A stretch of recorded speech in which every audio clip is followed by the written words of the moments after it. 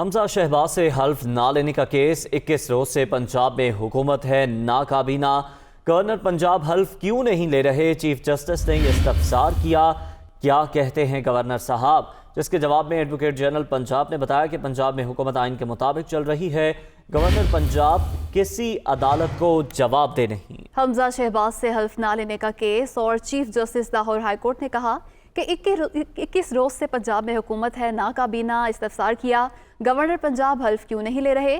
کیا کہتے ہیں گورنر صاحب؟ جبکہ ایڈوکیٹ جنرل پنجاب نے عدالت کو بتایا کہ پنجاب میں حکومت آئین کے مطابق چل رہی ہے، گورنر پنجاب کسی عدالت کو جواب دے نہیں۔ یہ بھی کہا کہ گورنر صدر کو حلف نہ لینے کی وجوہات بھیج رہے ہیں، جس پر چیف جسٹس نے کہا کہ 2 بجے تک گورنر نے کوئی فیصلہ کر لیا تو ٹھیک، ورنہ حکم جاری کریں گے۔ حمزہ شہباز سے حلف نہ لینے کا یہ کیس ہے اور 21 روز سے پنجاب میں حکومت ہے ناکابینہ۔ Chief justice Lahore high court کی جانب سے یہ کہا گیا، استفسار کیا کہ گورنر پنجاب حلف کیوں نہیں لے رہے؟ کیا کہتے ہیں گورنر صاحب؟ اور اس پر ایڈوکیٹ جنرل نے بتایا کہ پنجاب میں حکومت آئین کے مطابق چل رہی ہے، گورنر پنجاب کسی عدالت کو جواب دے نہیں ہے، گورنر صدر کو حلف نہ لینے کی وجوہات بھیج رہے ہیں، جس پر چیف جسٹس نے کہا کہ 2 بجے تک گورنر نے کوئی فیصلہ کر لیا تو ٹھیک، ورنہ حکم جاری کریں گے۔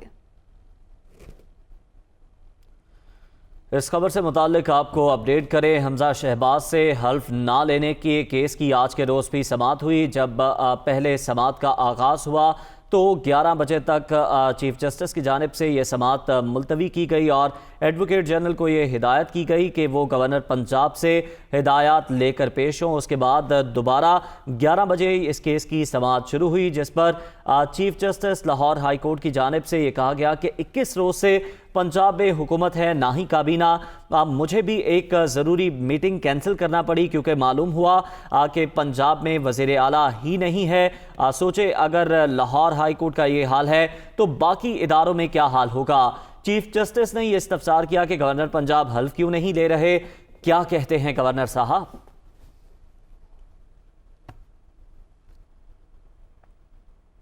پنجاب اسمبلی میں پولیس کیسے آئی؟ ڈپٹی اسپیکر اور سیکرٹری اسمبلی آمنے سامنے آ گئے۔ سیکرٹری اسمبلی اور ڈپٹی اسپیکر دونوں نے آئی جی اور چیف سیکرٹری کو خطوط لکھ دیے۔ سیکرٹری اسمبلی نے خط میں پولیس اور انتظامی افسران کے ناموں کی تفصیل مانگی ہے۔ 16 اپریل کو پنجاب اسمبلی میں تعینات افسران کے خلاف کارروائی کی جائے گی، جبکہ ڈپٹی اسپیکر پنجاب دوست محمد مزاری نے خط کو غیر قانونی قرار دے دیا۔ چیف سیکرٹری پنجاب اور آئی جی کو لکھے گئے خط میں کہا گیا ہے کہ محمد خان بھٹی کو 16 اپریل کو معطل کیا گیا تھا اور ان کے خلاف انکوائری جاری ہے۔ ان کی جانب سے لکھا جانے والا خط غیر قانونی ہے۔ اسمبلی کی کارروائی ہائی کورٹ کے حکم کے مطابق ہوئی۔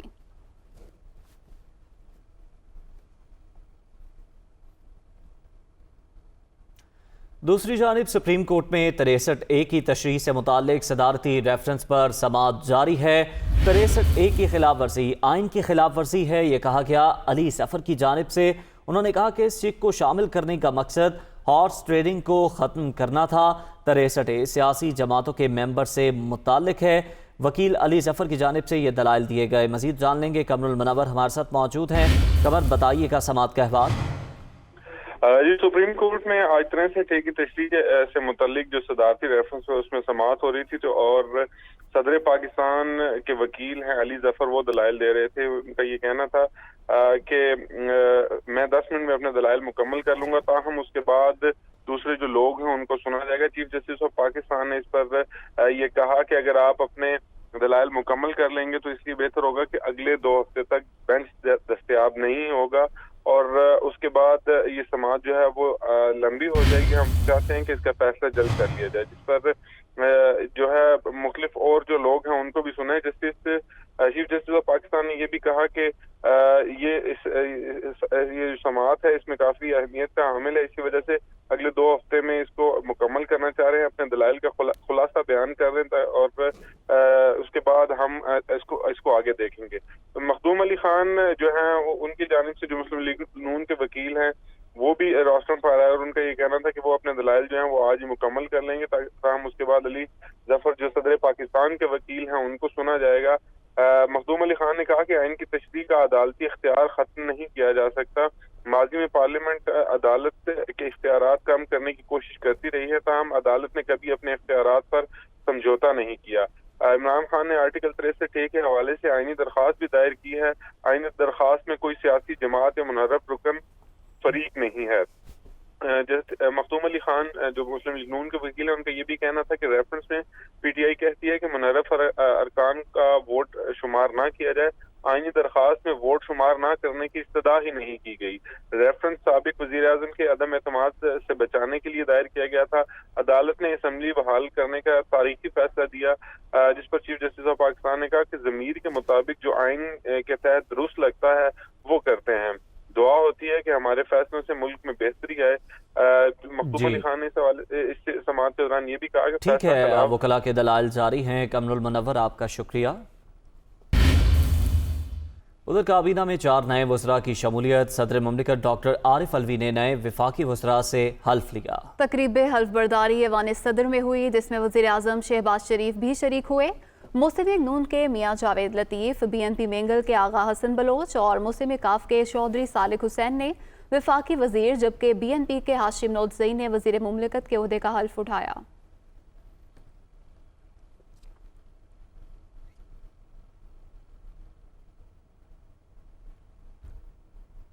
وزیر اعظم شہباز شریف کی زیر صدارت قومی سلامتی کمیٹی کا اجلاس آج ہوگا. اجلاس آج دن 2 بجے وزیر اعظم آفس میں ہوگا. ذرائع کے مطابق اجلاس میں وفاقی وزراء اور تینوں سروسز چیف شرکت کریں گے. اجلاس میں ایک نکاتی ایجنڈا زیر غور ہوگا. اسد مجید کو بھی بلائے جانے کا امکان ہے. مزید جان لیں گے، ہمارے نمائندے یاسر ملک ہمارے ساتھ موجود ہیں. یاسر، بتائیے گا، قومی سلامتی کمیٹی کا اہم اجلاس آج ہونے جا رہا ہے؟ جی بالکل، وزیر اعظم شہباز شریف کے زیر صدارت قومی سلامتی کمیٹی کے اجلاس جو ہے وہ آج ہوگا. اجلاس آج دن 2 بجے وزیر اعظم آفس میں ہوگا. اجلاس میں وفاقی وزراء اور تینوں سروسز چیف جو ہیں وہ شریک ہوں گے. اس کے ساتھ ساتھ اجلاس میں اسد مجید جو ہے ان کو بھی بلائے جانے کا امکان ہے. اجلاس میں ایک نکاتی ایجنڈا جو ہے وہ زیر غور آئے گا. اجلاس میں مبینہ جو دھمکی امیز سائفر ہے اس پر غور کیا جائے گا. امریکہ میں جو پاکستانی سفیر ہیں اسد مجید قومی سلامتی کمیٹی کو سائفر پر بریفنگ دیں گے اگر وہ آج کے اجلاس میں پیش ہوتے ہیں. اس کے ساتھ ساتھ ملک کی سیاسی اور سیکیورٹی صورتحال پر بھی تبادلہ خیال کیا جائے گا. جی شکریہ آپ کا یاسر ملک. وفاقی وزیر احسن اقبال میڈیا سے گفتگو کر رہے ہیں، آپ کو براہ راست لیے چلیں گے. گنا اضافہ ہو چکا ہے، جس کا نتیجہ یہ ہے کہ پاکستان میں غربت میں تاریخی اضافہ ہوا ہے، پاکستان میں بے روزگاری میں تاریخی اضافہ ہوا ہے، اور پاکستان میں مہنگائی میں دنیا میں سب سے زیادہ اضافہ ہوا ہے، اور پاکستان میں کرپشن کے شعبے میں عمران نیازی صاحب کی حکومت نے ورلڈ ریکارڈ بنایا ہے. 14 درجے بندی کرپشن کے اندر گرا کر پاکستان کو انہوں نے دنیا میں بدنام کیا ہے. ایک ایسا شخص کہ جس کو 4.25 سال سیاہ سفید کا بادشاہ کہا جا سکتا ہے، عمران نیازی صاحب پاکستان کے طاقتور ترین وزیر اعظم تھے. تمام اداروں کا تعاون ان کی پشت کے اوپر تھا. میڈیا کا گلا گھونٹ دیا تھا، اپوزیشن کو جیلوں میں ٹھونس دیا تھا. 3 صوبائی حکومتیں ان کے پاس تھیں. قومی اسمبلی اور سینٹ کے speaker, deputy speaker, chairman, deputy chairman ان کے تھے. اس کے باوجود وہ ڈیلیور کرنے میں ناکام رہے، اور اب اپنی ناکامی اور کارکردگی پہ پردہ ڈالنے کے لیے قوم کے سامنے علامہ اقبال کے شعر پڑھ کے قوم کے سامنے خود کو بہت بڑا آزادی کا چیمپئن بنا کے پیش کرنے کی کوشش کر رہے ہیں. حقیقت یہ ہے کہ وہ ملک جس کو قرضوں میں جکڑ دیا جائے اس کی خود مختاری کا بھی سودا ہو جاتا ہے. پاکستان کی تاریخ میں 71 سالوں میں پاکستان نے 25,000 ارب کا قرضہ لیا. عمران نیازی صاحب کے 4.25 سال سابق حکومت نے رواں مالی سال جولائی سے مارچ تک 12 ارب 76 کروڑ ڈالر قرضہ لیا. اقتصادی امور کے مطابق گزشتہ ماہ مارچ کے دوران 58 کروڑ 89 لاکھ ڈالر قرض لیا گیا. جولائی سے مارچ کے دوران 2 ارب ڈالر کے بانڈز کا اجرا ہوا. جی ہاں، جولائی سے مارچ باہمی معاہدوں کے تحت 32 کروڑ ڈالر کا قرض لیا گیا. سابق حکومت نے رواں مالی سال جولائی سے مارچ تک 12 ارب $76 کروڑ کا قرضہ لیا۔ گزشتہ ماہ مارچ کے دوران 58 کروڑ 89 لاکھ ڈالر قرض لیا گیا۔ جولائی سے مارچ کے دوران $2 ارب کے بانڈز کا اجرا ہوا۔ اقتصادی امور کی جانب سے یہ تفصیلات شیئر کی گئی ہیں۔ سابق حکومت نے رواں مالی سال جولائی سے مارچ تک $12 ارب 76 کروڑ قرضہ لیا۔ اسی پر بات کریں گے، نمائندہ دنیا نیوز شعیب نظامی ہمارے ساتھ موجود ہیں۔ جی شعیب، بتائیے گا اس حوالے سے۔ جی، منسٹری آف اسلامک افیئرز جو ہے اس نے اپنی 3 سرمایوں کی رپورٹ جاری کی ہے، جس میں یہ بتایا گیا ہے کہ جولائی سے مارچ تک $12 ارب 76 کروڑ کا قرضہ لیا گیا ہے۔ اس میں جو ہے ایشیائی ترقیاتی بینک کا تقریباً $1 ارب کا قرضہ ہے، اسلامی ترقیاتی بینک کا تقریباً $1 ارب 20 کروڑ کا قرضہ ہے، جبکہ جو دبئی اسلامک بینک ہے اس سے بھی تقریباً جو ہے وہ قرضہ کیا ہے جو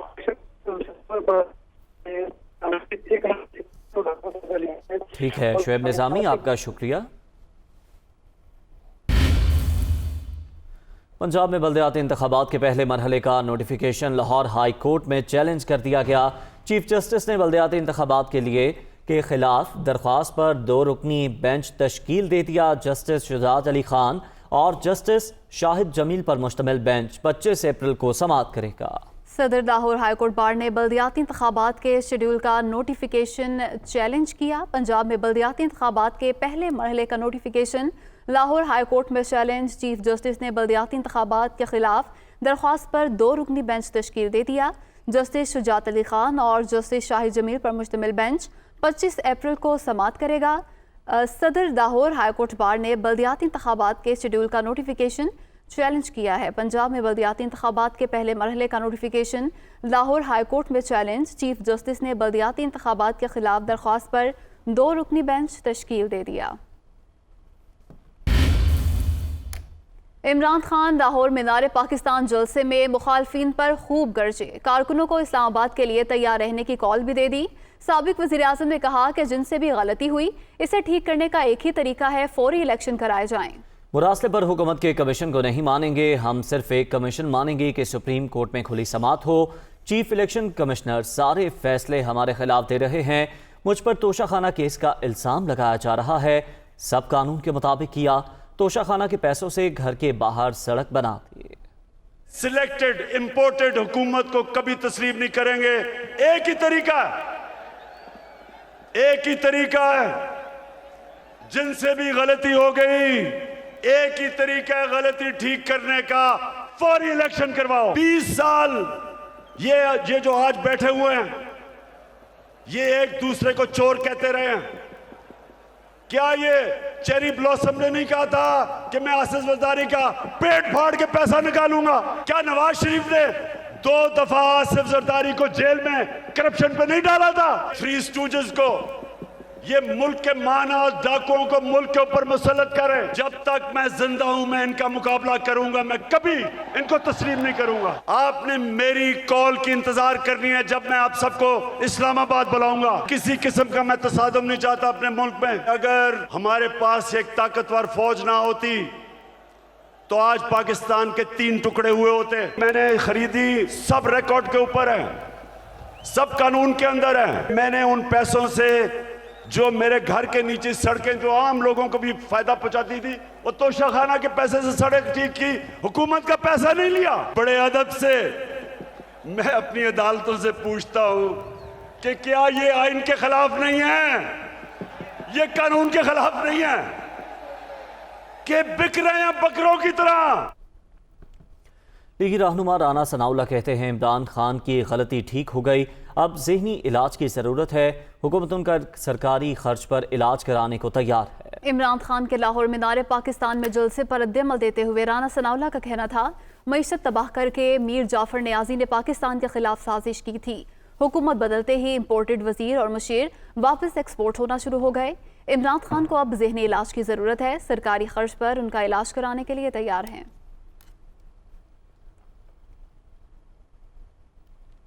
لندن میں گفتگو کرتے ہوئے سابق وزیر اعظم نواز شریف نے کہا ہے کہ عمران خان سے قوم کو نجات دلانا بہت ضروری تھا، 4.25 سال سیاہ ترین دور تھا، پاکستانی معیشت کو تباہ کر دیا گیا۔ بلاول بھٹو کا کہنا تھا کہ سلیکٹڈ راج کو ختم کر کے تاریخی کام کیا، غیر جمہوری شخص تو چلا گیا لیکن اب معیشت کو بہتر کرنا ہے۔ محسوس کرتے ہیں کہ میرے خلاف بین الاقوامی سازش ہوئی ہے, مجھے نکالا گیا. تم نے کوئی ایٹمی دھماکہ کیا کہ تمہارے خلاف سازش کرنی تھی انہوں نے. تم نے تو ویسے ہی پاکستان کی دوائی کی میں کو کسر نہیں چھوڑی. تم نے تو پاکستان کو بالکل جو ہے وہ معاشی طور پہ تباہ و برباد کر دیا ہے. تو تمہارے خلاف کیوں سازش کریں گے؟ اور اس بندے سے جان چھڑانی تو اپنی جگہ پر ہے, لیکن یہ چیلنج بھی اپنی جگہ پر ہے. اور لیکن پاکستان کو اس بمر سے ہم نے نکالنا ہے. میرا خیال ہے کہ اگر پاکستان کا بدترین سیاہ ترین اگر کوئی دور گزرا ہے تو یہ دور ہے, یہ جو 4.25 سال کا عمران خان کا دور ہے. یعنی ہر چیز پہ یو ٹرن, جو پہلے کہا ہے بالکل برعکس کیا جب اب اقتدار میں آئے. میں سمجھتا ہوں کہ سب کو مل کر بیٹھ کے ہمیں اس ملک کو ان سارے گمبھیر مسائل سے باہر نکالنے کے لیے سر جوڑ کر بیٹھنا ہوگا. وہ سلیکٹڈ راج تو ہم سب پہ مسلط کیا گیا, جس کی ارادہ تھا کہ آپ کا آزادی چھیننا تھا, میرا آزادی چھیننا. اس سلیکٹڈ حکومت کو, اس سلیکٹڈ راج کو ختم کیا ہے. یہ بھی ایک تاریخی کام ہے. انشاءاللہ تعالی اگر ہم اس مشن میں کامیاب ہوتے ہیں تو دنیا کا کوئی طاقت پاکستان کی ترقی, پاکستان کی معاشی ترقی نہیں روک سکتا.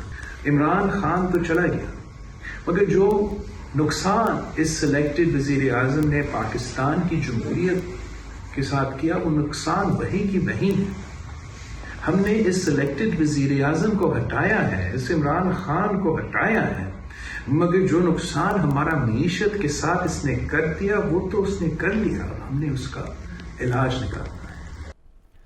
بلاول بھٹو کی نواز شریف سے ملاقات پر پی ٹی آئی رہنما فواد چودھری کا کہنا ہے کہ دونوں کی مقبولیت کا عالم یہ ہے کہ پاکستان تو بھول جائیں, لندن میں بھی گارڈز کے بغیر باہر نہیں نکل سکتے. ٹویٹ میں فواد چودھری نے کہا کہ ریسٹورنٹس میں ٹیبلز پر گارڈز بٹھانے پڑتے ہیں کہ کوئی پاکستانی ہوا تو وہ جوتا نہ مار دے, اور یہ لندن میں پاکستان کا اگلا سیٹ اپ ڈسکس کر رہے ہیں. انہوں نے کہا کہ چوچو کا مربع حکومت نے عمران خان پر سب سے بڑے 2 الزامات عائد کیے ہیں. عمران خان نے گھڑی خریدی اور اسے بیچ کر بنی گالا کی سڑک بنوائی, اور دوسرا ہیلی کاپٹر سے روز دفتر آتے تھے. ان 2 الزامات سے اندازہ لگا لیں عمران خان نے کس قدر شفاف اور جواب دہ حکومت کی بنیاد رکھی. معیشت کی بحالی کا چیلنج, وزیر خزانہ مفتاح اسماعیل 3 روزہ دورے پر واشنگٹن پہنچ گئے. وزیر خزانہ مفتاح اسماعیل IMF حکام سے ملاقات کریں گے, جبکہ پاکستان بزنس کونسل سے پاکستان کی معاشی صورتحال پر بات چیت ہوگی. وزیر خزانہ مفتاح اسماعیل امریکی تھنک ٹینک اٹلانٹک کونسل سے بھی خطاب کریں گے. بجلی کا شارٹ فال سر اٹھانے لگا ہے. شارٹ فال 5700 میگا واٹ تک پہنچ گیا. شارٹ فال کے باعث شہروں میں 8 سے 10 گھنٹے کی لوڈ شیڈنگ کی جا رہی ہے, جبکہ دیہات میں دورانیہ اس سے زیادہ ہے. وزیر جانتے ہیں اپنے نمائندے علیم ملک سے. جی, موسم گرما کے آغاز کے ساتھ ہی جو شارٹ فال ہے اس میں اضافے کا سلسلہ شروع ہو گیا ہے. گزشتہ روز شارٹ فال تقریباً 7000 میگا واٹ تک رہا, لیکن گزشتہ رات چونکہ بارش بھی ہوئی ہے مختلف شہروں میں جس سے موسم کافی خوشگوار ہے, تو جو شارٹ فال ہے وہ کم ہو کر تقریباً 5700 میگا واٹ تک آ چکا ہے. اس وقت جو صورتحال ہے, جو بجلی کی مجموعی پیداوار ہے ہماری وہ تقریباً 15700 میگا واٹ سے زائد, جبکہ جو طلب ہے وہ 21000 میگا واٹ تک جا پہنچی ہے. اس وقت چونکہ ایک تو ہائیڈل جو ہے اس سے پن بجلی کی پیداوار وہ کم ہے. پن بجلی کی ہماری جو پیداوار ہے وہ تقریباً 1000 میگا واٹ ہے. اس کے ساتھ ساتھ جو تھرمل پاور پلانٹس ہے سرکاری وہ تقریباً 2200 میگا واٹ تک بجلی پیدا کر رہے ہیں, اور جو IPPs ہے ان کی جو بجلی کی مجموعی پیداوار ہے وہ 12000 میگا واٹ ہے. اس کے ساتھ ساتھ جو ایندھن کی کمی کے باعث جو پاور پلانٹس ہیں وہ بند پڑے ہیں, جن کو مکمل طور پر آپریشنلائز نہیں کیا جا. ملک کی دیگر حصوں کی طرح اگر ہم کے الیکٹرک کی بات کریں تو کے الیکٹرک کو بھی جو اس کی طلب ہے اس کے مقابلے میں نیشنل گریڈ سے کم بجلی دی جا رہی ہے, جس کی وجہ سے جو کراچی کے صارفین ہیں ان کو بھی مشکلات کا سامنا ہے. حکومت کو یہ اس وقت کی صورتحال یہ ہے کہ ابھی تک تو موسم کی شدت میں کافی کمی آئی ہوئی ہے, لیکن جو ہی یہ درجہ حرارت میں اضافہ ہوگا تو اس میں لوڈ شیڈنگ کا جو دورانیہ وہ بڑھ سکتا ہے, کیونکہ اگر بر وقت اقدامات نہ کیے گئے اور جو ایندھن کی فراہمی ہے اس کو اگر انشور نہ کیا گیا تو صورتحال کافی گمبھیر ہو سکتی ہے.